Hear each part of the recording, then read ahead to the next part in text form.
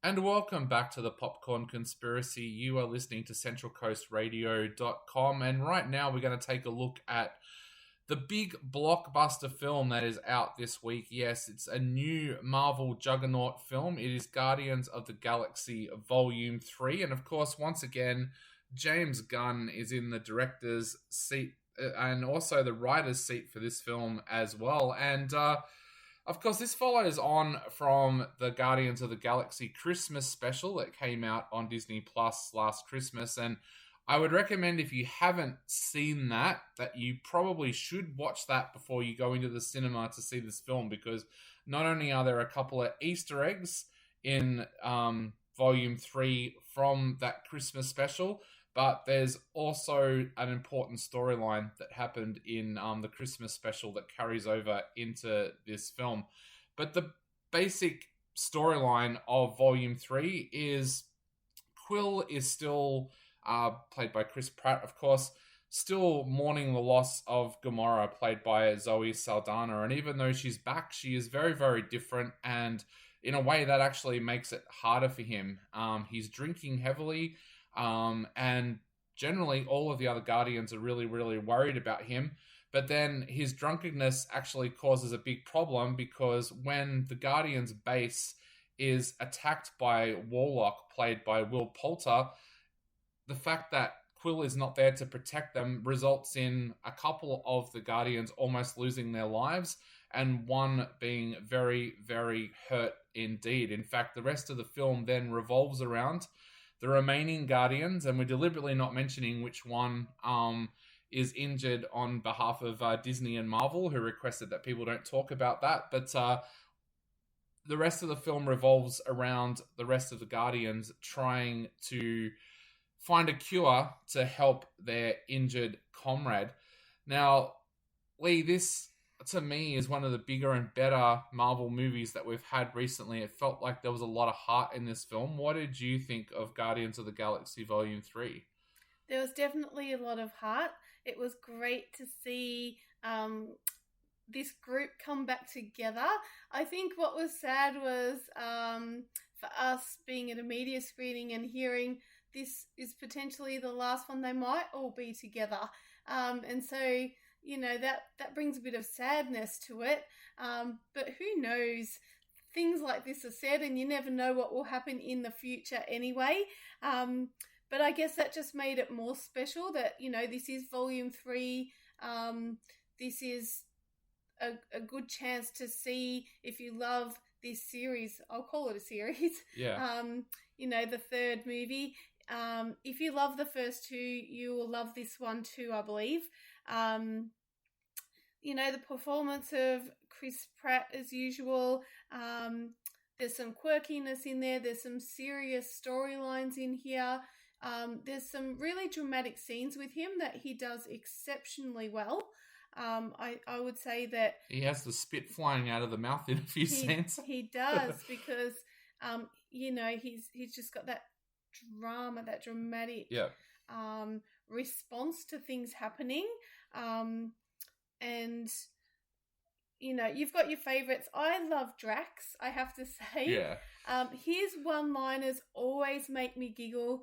And I think you see a bit of a different side to him in this movie too. You see a bit of You see his innocence, I think. Yeah. Innocence and a deeper storyline too.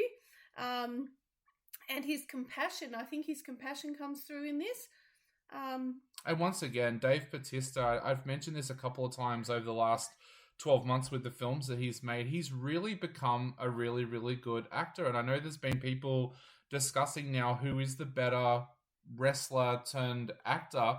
But I think Dave Bautista's almost got to that point now where he's such a well-rounded actor. He can do the action sequences, but he brings real character to his characters as well. Definitely.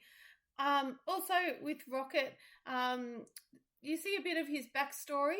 Yep. And so it's quite grueling in parts. Yeah. Just in how he became Rocket. And so that storyline is really interesting to watch. And as I said, quite harrowing at times. I was angry for him on his behalf. I was devastated to see some of the things he'd been through in his past. And it just takes you on that journey with him. There is a beautiful scene during the movie, I won't say when he's with some of his friends. Just look out for that, because that was just a real moment. I had tears in my eyes during that part. So, I was going to say, James Gunn really brings in a real animal cruelty storyline into this about whether or not it's okay to do scientific experiments on animals to further humankind. That's a really big story in this, and it's not hard to see. I don't think that James Gunn is an animal lover with that storyline in this film. Definitely. The other thing I liked was the character of Adam Warlock coming in. I think Will Poulter did a really good job with that. As always, it's a big action film. There's lots going on. There's a lot of creativity in this movie. Some of the scenes I thought were a bit gross. I didn't like some of the scenes that looked a little bit like the universe looked more like the insides of a human. Well, one of those planets was a live animal. So it was a bit gross. Some of the creatures in it were a bit funny looking and gross. But it is part of the storyline, and you'll understand why when you see it. And they're all that's what Guardians of the Galaxy's comics have been like over the years too. So But yeah, there's a lot of in-depth characterization in this movie, and it's a long one, which is kind of good when you're knowing it's the last of the series. Yeah, I thought James Gunn really pushed the envelope this time around. I know Marvel have lost him to DC. He's jumping ship to DC, but I thought he really pushed the envelope with this film.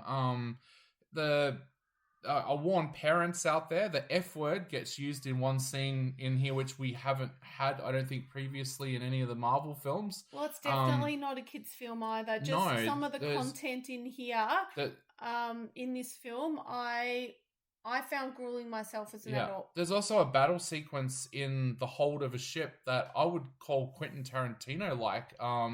It was a bunch of the Guardians taking on a bunch of villains, and there's a lot of slicing and dicing with swords and things like that. In fact, I think it's right up there with one of the best action sequences that we've seen in a Marvel film. But it really felt like James Gunn was trying to push this to say, you know what, this is not a family film. I'm going to go all out this time around. And I have to admit, I've been a little bit skeptical about him going over to DC, thinking that, well, DC's a lot darker than Marvel with the storylines, but this film's probably brought me around a little bit going, James Gunn does know how to do a darker kind of sci-fi / fantasy film, so maybe he might be right at home at DC. Someone joked to me today that perhaps he'd been reading a lot of DC comics when he was doing this one, and that's why that element went there. But I really feel that this is the first Marvel movie that we've had since the last Spider-Man where there was real heart in the film.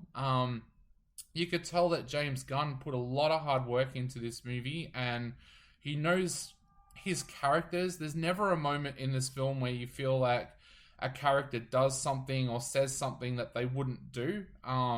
So yeah, I guess there would have been a lot of emotion around this film as well, knowing that this is quite possibly the last film for some of the Guardians crew, because we're not sure how we're going to see them pop up in the Marvel universe from now on. So there's probably a little bit of that sadness around it as well. But I just love the creativity in this. I love the creativity that James Gunn uses around Groot in this film. Like, we see Groot turning into like a real warrior in fight sequences and stuff like that. And I just really, really liked that this film was creative. It had heart. Everything that I've been saying recently that Marvel seemed to have lost all came back in this film.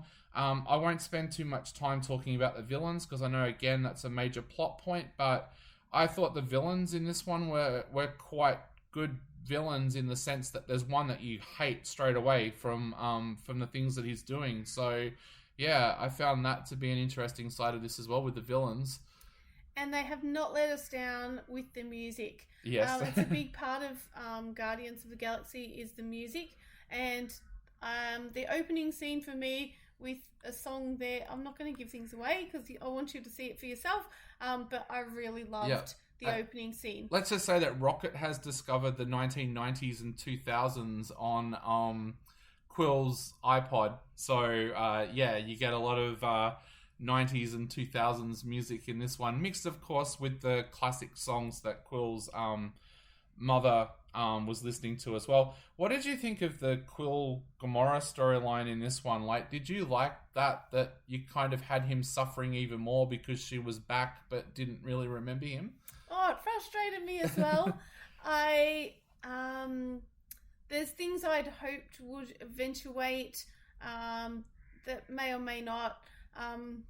And I think just from as a human, you're always hoping that things work out the way, the happy ending. You want the happy ending, or you want to see people be who they were and not have changed.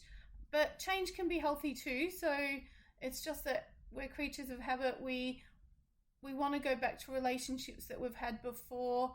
But yeah, I don't want to give too much away. No. But at the same time, it is a little frustrating. But also, you can empathize with both characters. I thought they made Nebula, Karen Gillan's character, more likable in this film as well. Of course, she started off in this franchise as a villain, and then in the last one, she was kind of coming around, but she was still kind of cold and dark. With this one, you see more of her character, and she's liaising more with the rest of the Guardians. So I thought, that was nice to give Karen Gillan that little bit more to do with Nebula this time around. She has some of the best lines in this one as well. So, yeah. And Sean Gunn does a good job as usual. And I love the scenes with the dog as well. Yeah, Cosmo. With Cosmo, yes. And some other little creatures in there too. But again, I'm not going to spoil. And that's Cosmo, of course, voiced by Maria Balaclava, I should say. Like I said, I think if you love Guardians of the Galaxy, you're going to love this film. And for those of you out there who have been a little bit jaded with Marvel movies recently, I think this one will win you back over. What are you going to give this 1 out of 5? I'm going to give it 4 out of 5. Yeah, I'm going 4 out of 5 as well. I really, really love this film. It is a general release, so you'll be able to go out and see it at whatever cinema you want to this weekend. But Guardians of the Galaxy Volume 3 gets a very, very big thumbs up from both of us. We're both giving it 4 out of 5. You are on the centralcoastradio.com and you're listening to the Popcorn Conspiracy.